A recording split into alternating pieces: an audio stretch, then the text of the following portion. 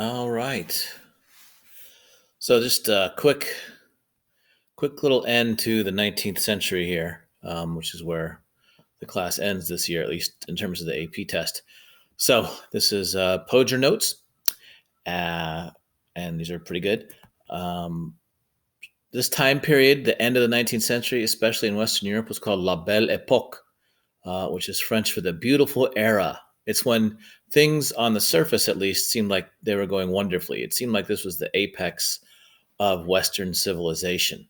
But underneath, there are a lot of disturbing currents and trends that I will talk about. And then those will come to full fruition beginning in 1914 when the world blows apart. So, materialism. What is materialism? I think we know what materialism now is now. But essentially, there is a surplus of material goods. There's a higher standard of living for everyone. Even by this time, as we'll see, the industrial working class has achieved a higher standard of living. Starvation in Europe is no longer a fear. People have consumer goods. They have furniture in their homes. They have plates and dishes and pictures and multiple sets of clothes. And so they have a higher standard of living due to a surplus of material goods brought about by the first and second industrial revolutions. Okay. Um, the world was sort of divided back then into development zones. It kind of still is today. The inner zone, the most developed areas, are Western Europe. Okay, and then within Central Europe, you get Germany and Austria. Notice here, Poger says, and I'm going to do the cool pointer. Northern Italy. Okay, so where Cavour is from, like Piedmont, cities like Milan.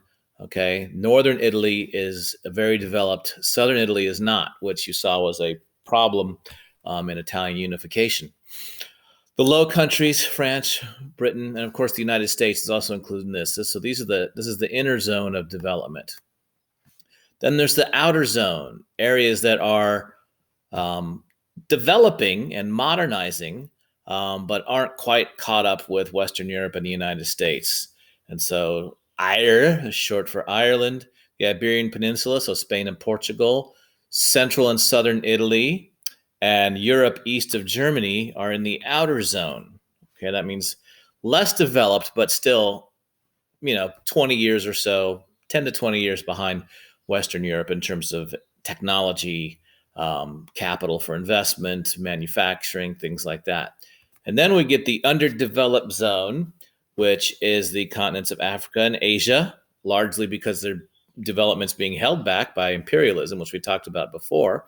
And these zones still sort of persist today, with the exception of significant parts of Asia, which are very advanced.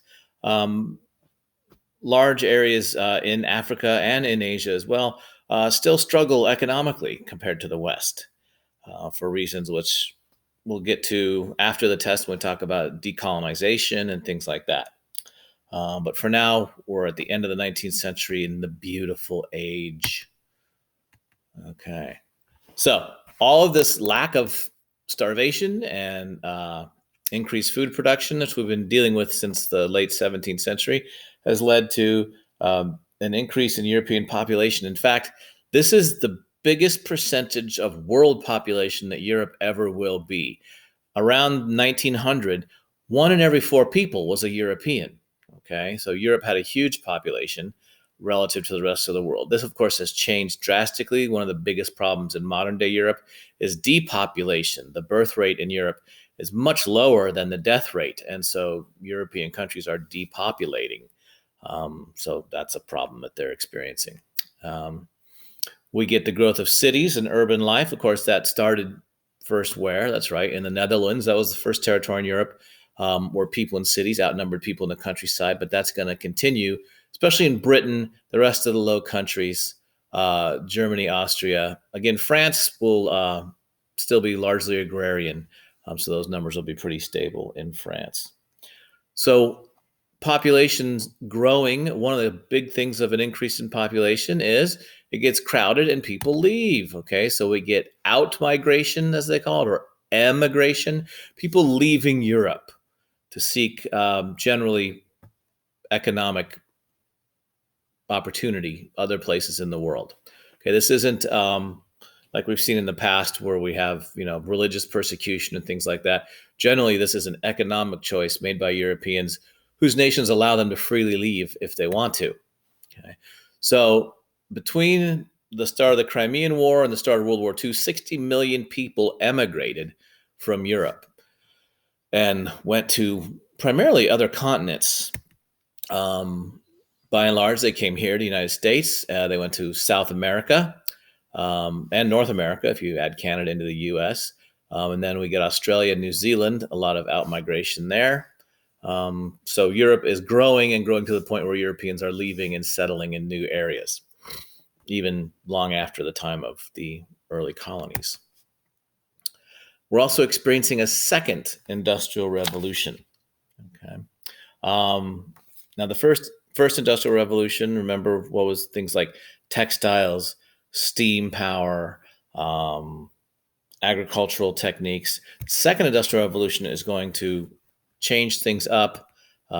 Steam is still going to be the main power, but that steam isn't just going to do physical work like in Watt's steam engine.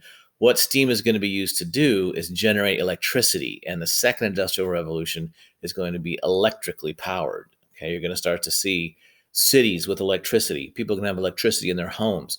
Large machines will be able to run from electric power, not steam power or human power. Okay. We also have a new form of power. We're going to get the internal combustion engine and the diesel engine. Gottlieb Daimler is going to create the very functional internal combustion engine in Germany, and he's going to partner up with a man named Carl Benz, who's going to put that internal combustion engine on a vehicle, on a carriage, much like Bolton put Watt's steam engine on a boat. Benz is going to incorporate Daimler's engine onto what is going to become a car, and they name it for Benz's wife, whose name was Mercedes. So that's where you get Mercedes-Benz. But what we're doing here is building a world that we would start to recognize. Electric streetlights, bright cities, cars, buses, trucks, okay, gas and diesel-powered vehicles. It's starting to look modern, all right? And then, like I said, that internal combustion engine, we're going to see cars. We're going to start to see in 1904 in the United States, the first airplane, eventually submarines, which you don't see because they're underneath. But modern technology is going to be created throughout the 19th century. And again, Britain still leads. But if you think way back to that graphing experiment, well, it was an experiment. It was an experiment for me. I ran a social experiment on you. But for you, it was a little project, did graphing. You saw Britain continues to dominate, and its two major rivals are the United States and Germany. And so we get those three powers producing most of the world's manufactured goods, and they can produce so much that they can supply the world with manufactured goods. One of the key things that comes about is the development of what's called the modern corporation. Okay, now we've heard the term corporation, but what is a corporation? Well, traditional businesses, like many of your parents might own, limited proprietorships, things like that, they're owned by a person, and they grow and they recede. But ultimately, a big problem with a proprietorship, a sole proprietorship, or even a partnership, is that when the people who started it die, its status remains unclear. Well, this changes if you're able to turn your sole proprietorship, your business, into a corporation. If you create a corporation, what you've done is created a legal being. Okay. A corporation is a separate legal being from the people that started it, and it has rights. Corporations have rights to property. They have rights to sue in court. Okay. The corporation has the legal status of an individual, even though it's not a living thing. This allows a lot of advantages for developing the economy. For one thing, the corporations can outlive the people that started them. The corporations can also, people are free to invest in them, but if the corporation gets sued or is found in violation of the law, the investors themselves aren't liable for punishment of any kind. And they can grow very, very large. All right. And one of the other things about a corporation, once they become what we call publicly traded, and you'll learn more about this both junior and senior year, is that anybody with the little bit extra bit of capital can invest in a corporation. Once you turn 18, you can go out and you can buy shares of stock in companies that you like, and you become a part owner. Okay, if you own, like my son owns one share of Disney stock. Okay, so he is a part owner, very small part, but he's a part owner of the Walt Disney mega industrial entertainment complex, right? Now, who does this complicate things for? Remember what Marx said, that capitalism ultimately would devolve into the capitalists, the rich bourgeoisie, and the proletarians. The proletarians, remember, all they own is their labor. The development of the advanced corporation, the limited liability corporation, means that if anybody can purchase part of the corporation, then they own part of the means of production. Hence, they're technically not a proletarian. So this Marxists would argue this is just a further development of capitalism on its way to eventual decline. But an anti-Marxist, pro-markets person would say, look, this lets the average person invest in large corporations, and the corporation does well, the workers do well, right? So they're sort of on the same team. This like places like Walmart and big corporations, they profit share and have their employees buy stock, and if that corporation does well, they get richer. Okay, so that's the corporation, and ultimately it will give way to the multinational corporation, and then ultimately we'll get global superpower corporations like Google and Apple and Phillips Petroleum and things like that. But that comes about during the second industrial revolution. Mass production, we already know about. All right. Free trade, especially in England, we've talked about this. No more internal trade zones, things like that. And then what we're going to start to get is a global interconnectedness. Now, I said that well. Basically, we're going to get a global economy where markets are interdependent all across the world, to an extent that we don't really appreciate, both when World War I begins and when the Great Depression hits. So we'll talk more about that later. But essentially, all this imperialism that we talked about has led to markets all across the world being very interconnected, okay, both for acquiring raw materials and selling finished goods. And what this leads to ultimately is if you have trouble, bad events, famine, disaster in one part of the world, if all the parts are connected economically, it can affect everybody. Okay? We get the gradual advance of democracy or participatory government. Okay, we're going to get, and I talked about this a little bit a week or so ago, the ruling political parties, particularly in Britain and US and Germany, they're going to gradually expand the right to vote. And what they're hoping is that the party that's in power, okay, for some Britain, it's the Whigs and the Tories, right? And in the US, it's the Democrats and Republicans.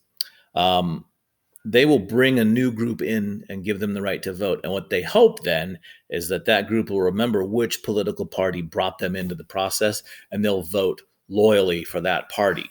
Okay, so what we get really is a healthy competition between opposing political parties to expand the voter base so that they can expand their own base of voters to dominate their rival. So this is going to gradually happen. We're going to see in Western Europe and in the US, we're going to see property requirements decrease. Okay.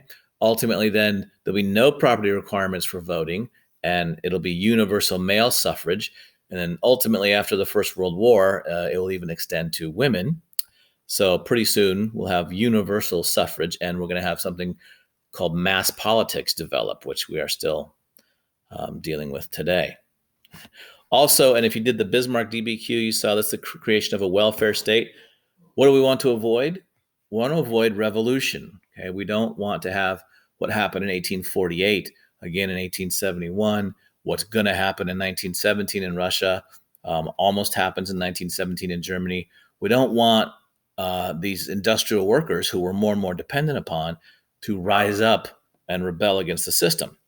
So we're going to create what we would now call a welfare state, or the government is taking some degree of responsibility for the health and welfare and education of all of its citizens.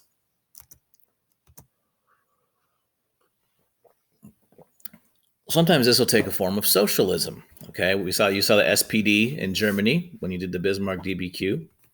Um, most socialist parties are going to be Marxist in one form or another. Marxism is very well, it doesn't play well with other forms of socialism. That's why those systems we learned about when we had the utopian socialists, right? The Fouriers and the Saint-Simons and things like that. Those parties get squashed because Marxists are very intent that their vision is the only one that can go forward in a modern, advanced society. So we're going to get just a plethora of Marxist-based socialist parties throughout Western Europe, and they're going to struggle against the government, much like you saw in Germany, where they will want more and more rights for workers, more and more property sharing. But then the government will expand gradually people's rights to the point where they will not be dissatisfied enough to even join a socialist movement or much less start an armed revolution. So gradually, democracy is expanding, representative government is expanding, and then economic insurance, if not economic opportunity, are expanding. And so we're going to get an increase. I mean, when you look at Germany, it had public health care, unemployment insurance, public education before 1900 as a result of this process. Okay. In England, socialism wasn't very successful because they already had the Labour Party, which we didn't get to talk about before school ended. But people in England, as we have seen, felt pretty well represented by the political process. And so they weren't as willing to adopt a radical socialist agenda as other people on the continent. Plus, they had been living with industrialization for 100 years more than the people in particularly Germany had been. Germany's industrialization was so fast and so disruptive that it caused a more dynamic political rift in Germany than in England. It's not to say that there weren't workers' parties in England, that there wasn't strikes and agitation for better conditions. It's just socialism was not as appealing to the British. Okay. So away from economics and onto religion. Okay, and that doesn't say religion, that says faith and science alone. Science becomes, for many people, the new religion.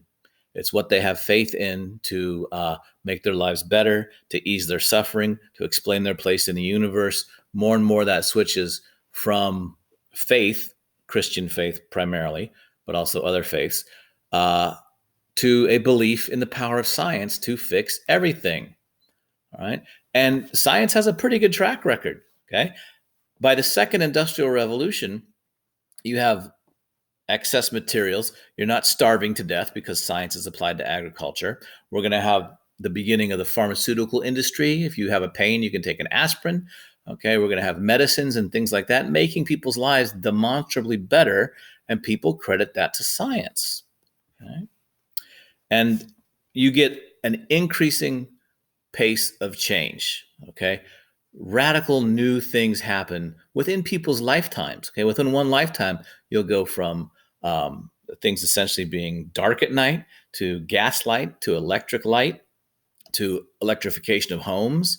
We'll go from basically just local newspapers to daily newspapers, national newspapers, telephone, telegraph, ultimately radio. Okay, there's new inventions, new wonders appearing in people's lives, and they again credit this to scientific development. So science is making people's lives better. Okay? It's also offering some key philosophies and key theories that are going to really help people explain the universe around them. We've talked already about Darwin and the concept of social Darwinism. Excuse me. But in Origin of the Species, this is where Darwin describes the mechanism of something people had believed in for a long time, evolution, but he makes it understandable and quantifiable, and it's a hugely popular book. And he, of course, coins the phrase survival of the fittest. I talked about that in the imperialism lecture. What he means is that the fittest organisms reproduce more within their environment than organisms that are less fit. And over time, this leads to changes and modifications in different forms of life. This is not the social Darwinism that we'll talk about in a little bit. All right. So, social Darwinism, we get people like Herbert Spencer in Britain, Count Gobineau in France. Essentially, they take Darwin's ideas and apply it to civilizations, which I've talked about before. And they take survival of the fittest to mean that there is active struggle among different races, different societies, different cultures, and that the strong will survive. And that it's essentially, we don't improve the human race by getting along with each other and tolerating each other's differences. There's a natural state of struggle, and out of that struggle comes an ever improving human being and human society. And so you can probably imagine which people are going to like this social Darwinism, and the fact that being nice to people in the long run hurts humanity. We're going to get a specific scientific thought, which more than any Western power wants to admit, was practiced and believed in the United States, in Britain. Okay, this wasn't just Nazi Germany that practiced this thing called eugenics.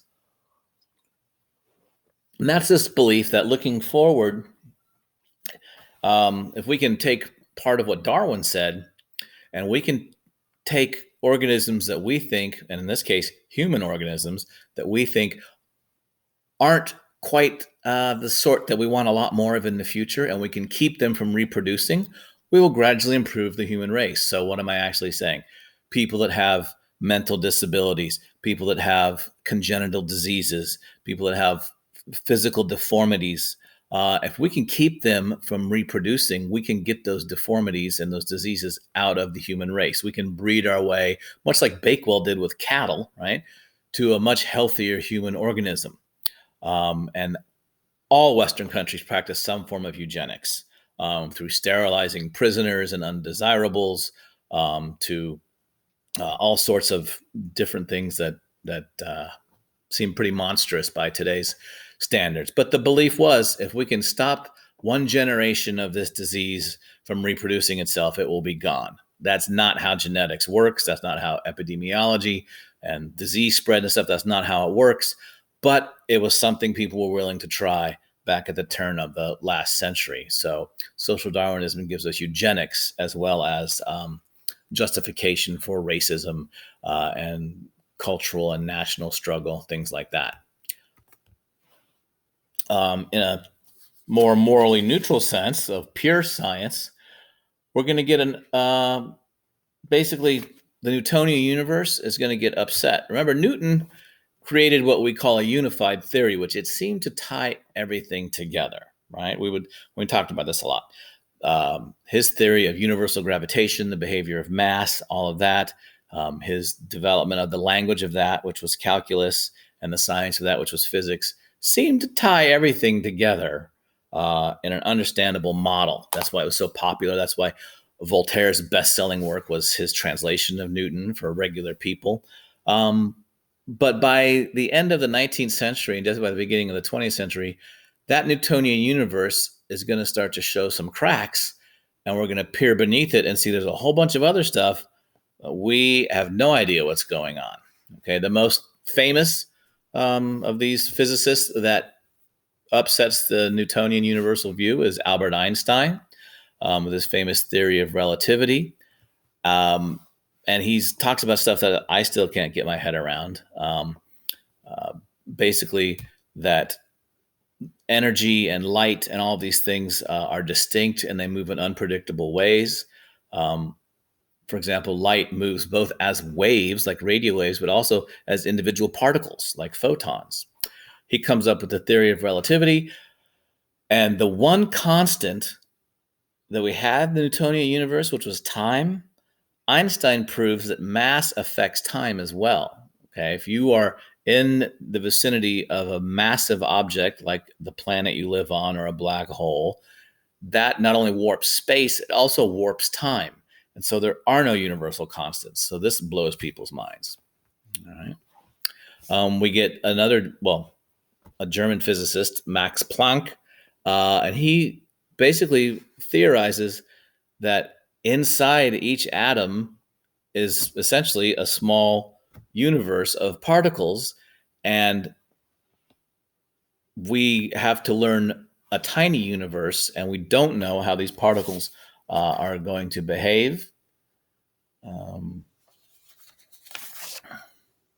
we get the uncertainty. We get Heisenberg and the uncertainty principle, which he says, look, these tiny particles inside these atoms, they move so fast and they're so small, we can never really know where they are. The best we could ever hope to do is predict how they're going to behave, but we could never actually know it. And we're still going down inside the individual atom and into those subatomic particles now.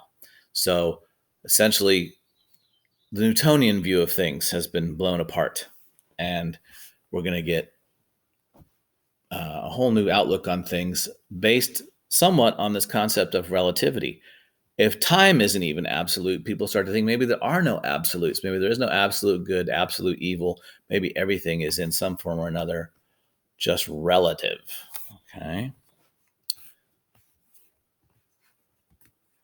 We also get a lot of new sciences. We're going to basically take the study of almost anything and put ology at the end of it, which means study of, and we're going to get whole new disciplines, which used to be considered under life sciences, the physical sciences. We're going to get all kinds of breaking down of things, all kinds of specialization of study. So anthropology, archaeology, zoology, a whole panoply, I don't want to say plethora again, of new sciences. And basically what this is indicating is people think everything can be studied, organized, categorized, and analyzed as a scientific discipline. Okay, so that's why we're going to get this huge explosion in the number of scientific fields. The biggest new one is psychology, right? Study of the human mind. And this is going to greatly change how people feel about themselves and their relationship to others. Some famous examples of this, we have Ivan Pavlov, the Russian psychologist who came up with the conditioned response, and his experiments, of course, are pretty famous. He took dogs, and when he would present meat to the dogs would begin to salivate in anticipation of eating and breaking down and digesting the meat. What he did was he did a replacement, a stimulus replacement, where by presenting the meat and ringing a bell, he was able to take the response, which is salivation, and reprogram it and attach it to a different stimulant, which instead, eventually, the salivation became attached to hearing the bell and not being presented with the meat. So this is very troubling to people, that you can take this ingrained response and manipulate it so that dogs will now salivate when they hear a bell rather than when they see meat. And so this really blows people's minds, and we get all kinds of popular fiction later, like first you get the Cabinet of Dr. Caligari and hypnotism, and then you get the Manchurian Candidate, and basically that the human mind can be programmed like a computer. Okay. And then we get the most famous, Sigmund Freud, and his new psychological theory and practice of psychoanalysis. What Freud is constantly interested in is the part of the mind that we call the subconscious or the unconscious.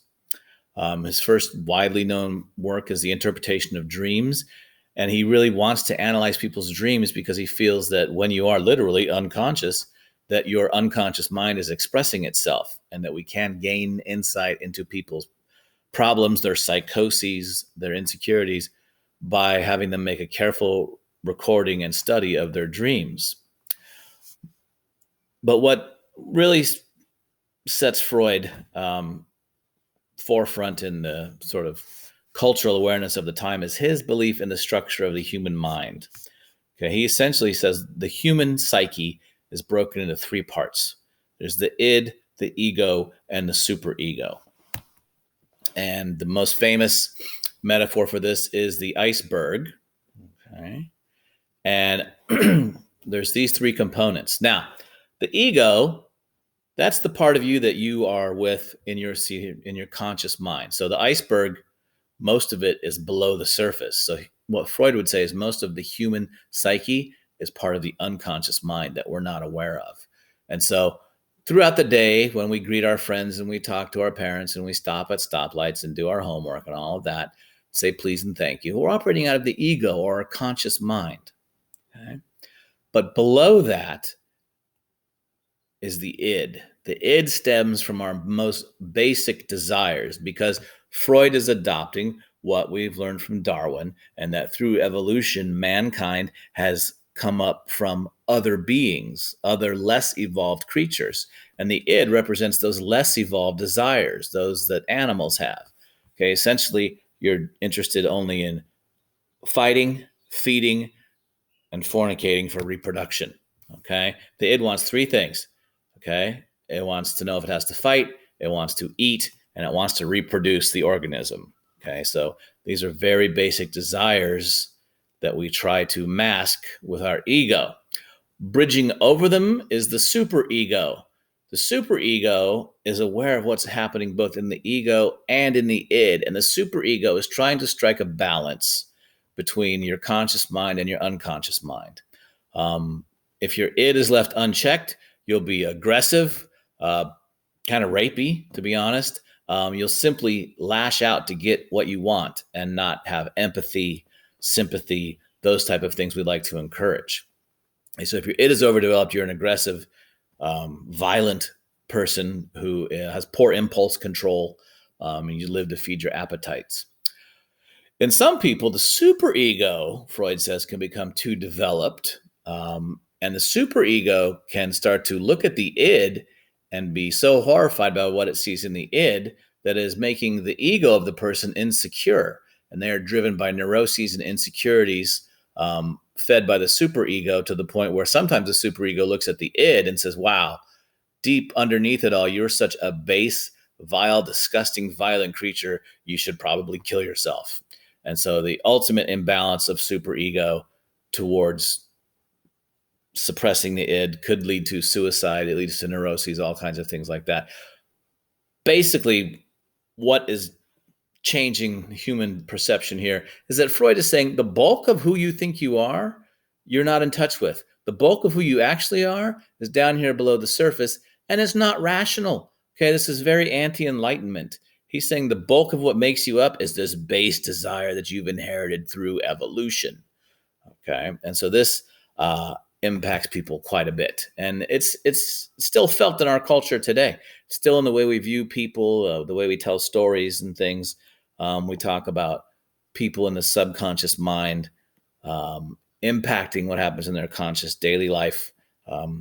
Even though Freud's ideas aren't very much agreed with or implemented in modern psychology, this is still with us very much culturally.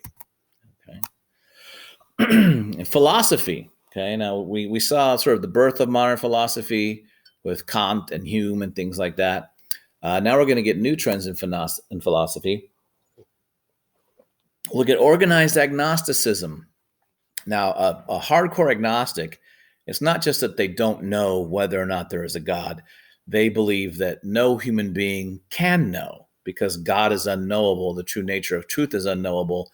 And so the agnostic says, not only do I not know, you don't know either. You can't know whether or not there is a God. And then we get nihilism, the belief in nothing. Excuse me.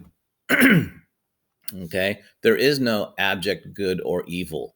Okay, there is no essential meaning out there. And this is a very, what we're going to call modernist view of things, and it's going to be very much reinforced by the horrors of World War I, etc. So we get nihilism, which is essentially a belief that ultimately there's nothing. Okay, this is also an extension of, I forgot now. Well, anyway, it'll come to me. I'm old. So this is a belief in nothing. The most famous nihilist, okay, is Friedrich Nietzsche. And Nietzsche, and he writes several works, but he comes up with the concept of the Übermensch, or the Superman. And that basically Nietzsche says is, if there is no absolute good, no absolute evil, no overall meaning to life, the only individual that can hope to do anything of meaning or value is someone who ignores all the rules of society, ignores these false constructs, and goes out and achieves something great in the absence of any real plan. Okay, the only plan is their own, and they ignore social constructs and polite society to create something, even in the midst of things essentially having no meaning. Okay, so it's pretty pessimistic. Then we talked a little bit about religious struggles, modernists versus fundamentalists. Basically, and you'll see this specifically in the Catholic Church when Pius IX issues the Syllabus of Errors. When religious people are faced with radically new information and new realities, there ultimately will be a struggle between two different camps within that religion or that viewpoint.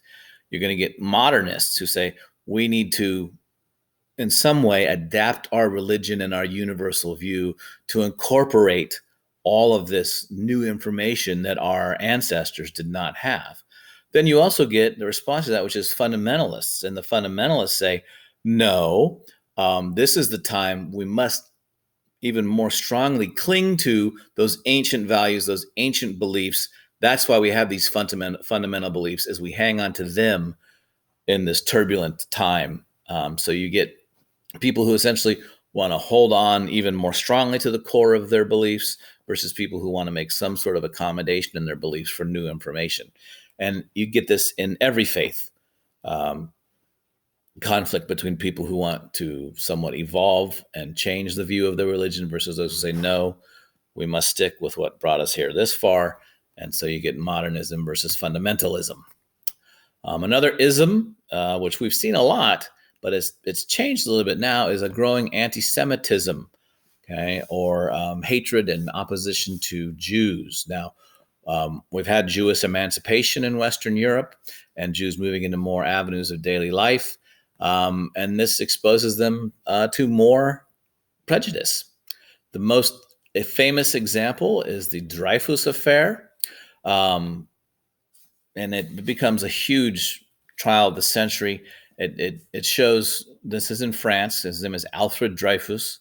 And the French society splits much like our society split now over President Trump and for and against, and it represents all different things. Alfred Dreyfus was a Jewish officer in the French military, and you remember that the French were badly defeated by the Prussians in the Franco-Prussian War, and they're continually looking back for reasons. How did we lose? How did we get so badly defeated? Why are we no longer the premier power in continental Europe? And they're looking for reasons, and sometimes they're looking for people to blame. And the high command blames Dreyfus. They say that he had passed secret information on to the Prussians. Now, someone in his unit had, but it wasn't him. But he is blamed, and a lot of the blame on him is because he is a Jew. The high officer corps in the French army is Catholic because France is a Catholic nation. And so we get a huge affair. He's found guilty with very little evidence of having passed information on to the Germans. He gets another trial. He's found guilty again with very little evidence. It goes on for quite a while. He's ultimately vindicated, but not for years and years and years. And this is a symbol of the divisions in French society that are going to continue and only get worse. But anti-Semitism is occurring throughout Europe. Keep in mind, going forward, Germany is one of the least anti-Semitic countries in Europe at the time. Okay, where Hitler and Nazism and the Holocaust and all that will come from is less anti-Semitic than places like France, Spain, Central Europe. Okay, it's not particularly anti-Jewish, so that's going to be an extension of things that happen later that's going to develop in Germany. From the Jewish perspective, we get people like Theodor Herzl, who writes Der Judenstaat in 1896. And this is a big split within Judaism. What Herzl says is, we, the Jews, have been waiting for the Messiah to come back and establish the Jewish state here on earth. And Herzl becomes convinced, looking back through history and all the persecutions and pogroms of the Jews. He says, look, if we keep waiting for that, when the Messiah gets back, we ain't going to be here. We need to establish a Jewish state now, because we don't have a home anywhere else. Countries just take turns persecuting us, expelling us, inviting us back in, changing our legal status for the better, for the worse. We need our own state like we had back in the Old Testament.